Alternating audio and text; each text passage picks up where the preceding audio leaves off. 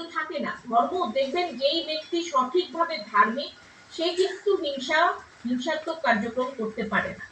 যখন ধর্মটাকে অপব্যাখ্যা করা হয় এবং ধর্মটাকে মিস ইন্টারপ্রিটেড করে ভুলভাবে ব্যবহার করা হয়, ধর্মটা সঠিক পদ্ধতিতে ব্যবহার করা হয় না, তখনই সমাজে এরকম হানাহানি, রেষারেষি, অহংকার, লোভ, হিংসা এগুলোকে জাগ্রত করা হয়। তাহলে আমাকে সঠিক ধর্মের বিষয়গুলো জানতে হবে। আমিও আপনাদেরকে ধার্মিক বিষয়ে কিছু টুকটাক জিনিসগুলো আমি বলে দিব যে আপনারা ম্যাক্সিমামই জানেন, জাস্ট একটার সাথে একটা ইন্টারলিঙ্কেড করে আপনারা একটা ফাইন্ডিংসে আসতে পারবেন। আমি আপনাদেরকে বলবো।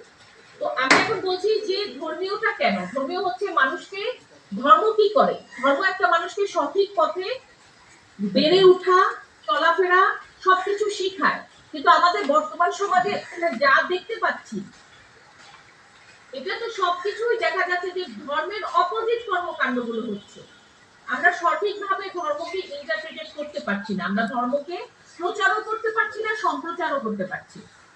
তাহলে আমাদেরকে আগে ধর্মটাকে বুঝতে হবে এবং সেই জিনিসটাকে ধর্মের